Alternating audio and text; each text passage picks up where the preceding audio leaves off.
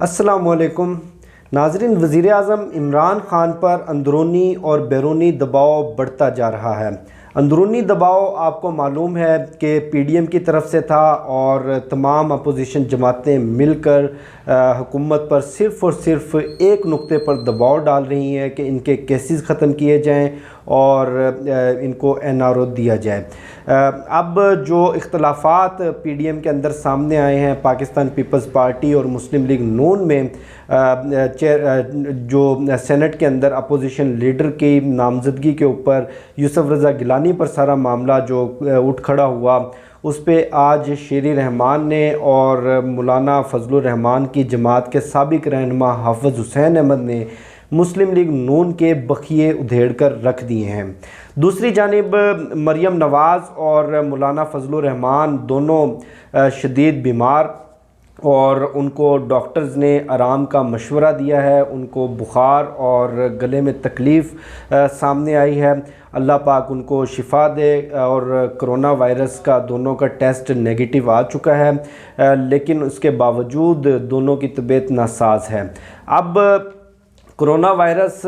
بہت تیزی کے ساتھ پاکستان میں پھیل رہا ہے اور یہ تیسری لہر ہے، اور تیسری لہر پہلی لہر سے زیادہ خطرناک ہے، اور پنجاب حکومت نے اور این سی او سی نے سخت ترین پابندیوں کا فیصلہ کیا ہے، اور پنجاب حکومت تو 2 قدم آگے بڑھ کر اعلان کیا ہے کہ جو لوگ ماسک نہیں پہنیں گے، جو لوگ ایس او پیز کا خیال نہیں کریں گے، ان پر مقدمہ قائم کیا جائے گا، ان کو گرفتار کیا جائے گا۔ اب یہ حکومت کی 2 رخی پالیسی ہے کہ ایک طرف جو عام شہری، ایک عام سی موٹر سائیکل چلانے والا ایک غریب بندہ، اس پر ماسک نہ پہننے پر پرچہ دے کر اس کو 6 ماہ کے لیے جیل بھیج دیا جائے، جبکہ پاکستان ڈکیت موومنٹ جو کہ سب سے بڑی وجہ بنی کرونا کے پھیلاؤ میں، ان کے خلاف کوئی کسی قسم کی کارروائی نہیں کی گئی،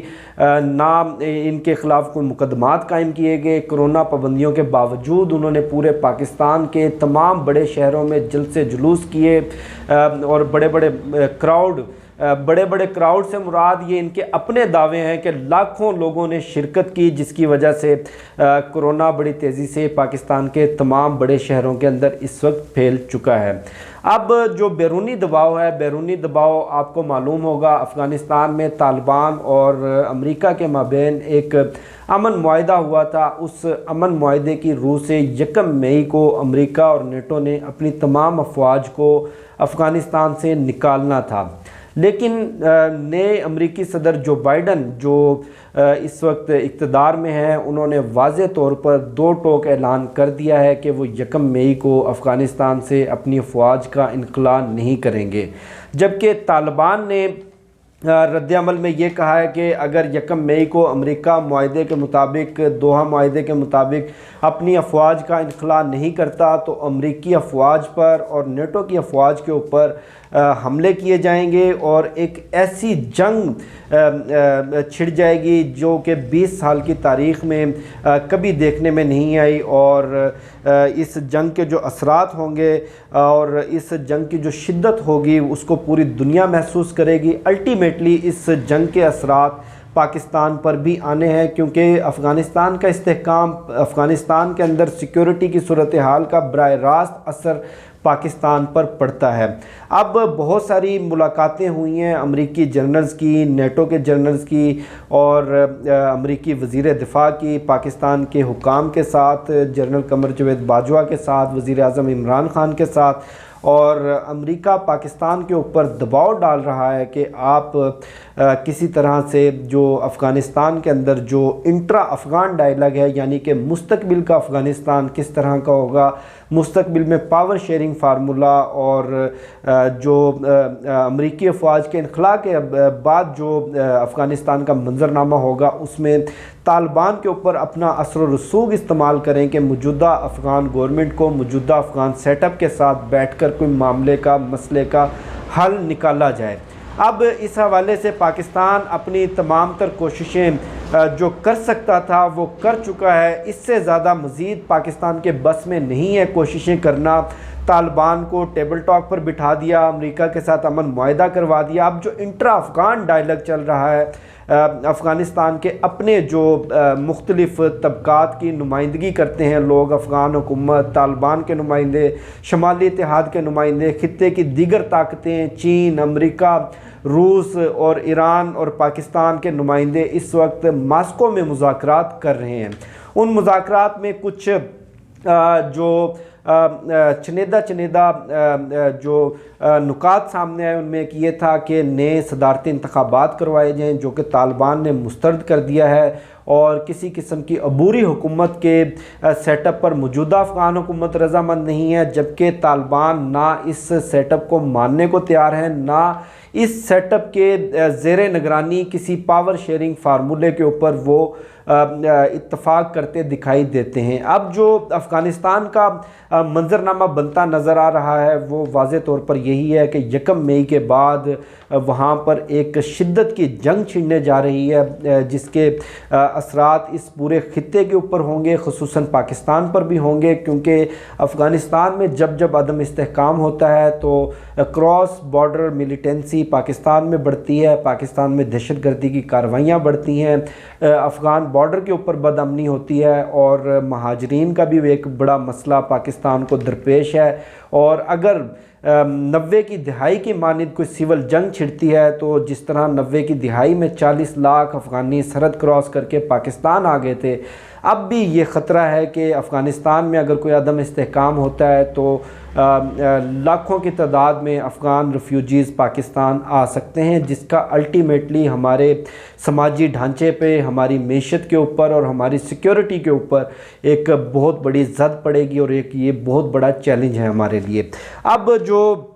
سیاسی صورتحال چل رہی ہے، سیاسی صورتحال میں شہری رحمان نے واضح طور پر آج مریم نواز اور مسلم لیگ نون کے بخیے ادھیڑ دیے۔ ان کا یہ کہنا تھا کہ اگر اپوزیشن لیڈر کا عہدہ اتنا ہی بے وقت ہے تو مسلم لیگ نون اتنا اصرار کیوں کر رہی تھی، مسلم لیگ نون کیوں ڈٹ گئی تھی اس بے وقت عہدے کے لیے؟ یہ ان کے لیے بے وقت ہوگا، ہمارے لیے یہ بے وقت نہیں ہے۔ اور ایک خفیہ رابطہ بھی ہوا ہے مولانا فضل الرحمان، آصف علی زرداری اور نواز شریف کے درمیان۔ اس رابطے کے اندر تینوں رہنماؤں کی جانب سے یہ اتفاق کیا گیا ہے کہ پی ڈی ایم اور مسلم لیگ نون اور پیپلز پارٹی کی راہیں تو جدا ہو چکی ہیں، لیکن حکومت پر دباؤ بنانے کے لیے، حکومت پر دباؤ بڑھانے کے لیے پی ڈی ایم کو ختم کرنے کا یا پی ڈی ایم کو توڑنے کا اعلان فی الوقت نہ کیا جائے، پیپلز پارٹی پی ڈی ایم میں رہے، کیونکہ پی ڈی ایم کی وجہ سے اور اپوزیشن اتحاد کی وجہ سے حکومت کے اوپر یہ سارا دباؤ برقرار رکھا گیا ہے، جس کی وجہ سے مقدمات میں ریلیف بھی ملا ہے، اور اپوزیشن کے رہنماؤں کی ضمانتیں بھی ہوئی ہیں، اور حکومت دباؤ میں نظر بھی آتی ہے۔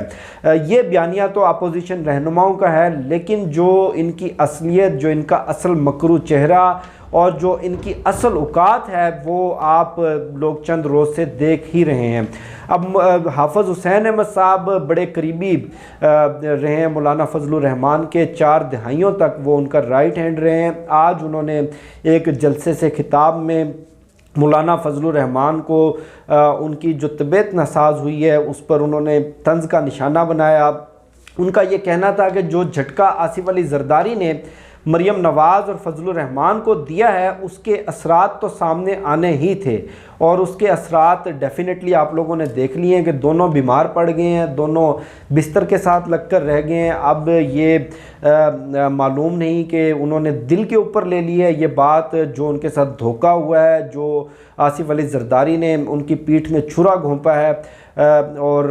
حافظ حسین احمد صاحب نے دونوں رہنماؤں کو مشورہ دیا ہے کہ آپ سیاست سے کچھ عرصے کے لیے کنارہ کشی کریں، بیڈ ریسٹ کریں، اور اپنی پالیسیوں کے اوپر اثر نو غور کریں۔ اب ایک چھوٹا سا معاملہ جو اس وقت سوشل میڈیا کے اوپر بہت زیادہ ڈسکس ہو رہا ہے، ماحولیاتی کانفرنس ایک امریکہ نے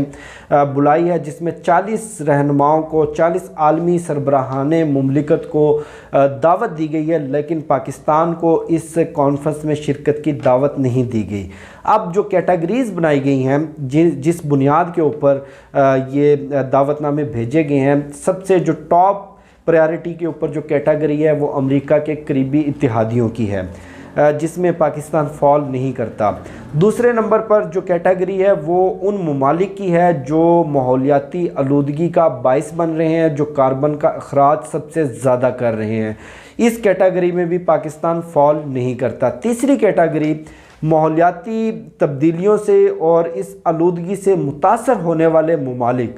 जिसमें पाकिस्तान 5वें नंबर पर आता है, और पाकिस्तान इस कैटेगरी में फॉल करता है और पाकिस्तान को मेरिट पर बुलाना भी चाहिए था। लेकिन अमेरिका के इज़्ज़त देने से या किसी और के इज़्ज़त देने से हमारे कद काठ में या हमारी इज़्ज़त और वक़ार में कोई इतना फ़र्क नहीं पड़ना। हमने अपनी इज़्ज़त ख़ुद बनानी है, हमने अपना कद काठ ख़ुद बनाना है, हमने अपना आलमी बरादरी के अंदर वक़ार ख़ुद बनाना है, बजाय एक दूसरे की टांगें खींचने के, बजाय बुग़्ज़ इमरान में और बुग़्ज़ तहरीक इंसाफ में अपने ही मुल्क के ख़िलाफ़ तंज़िया पोस्टें करने से कुछ हासिल नहीं होना। हमें एक कौम बनकर एक मुट्ठी की मानिद यकजा होना पड़ेगा, तभी आलमी बरादरी हमारी इज़्ज़त करेगी और आलमी फोरम्स के ऊपर हमें कदर की निगाह से देखा जाएगा।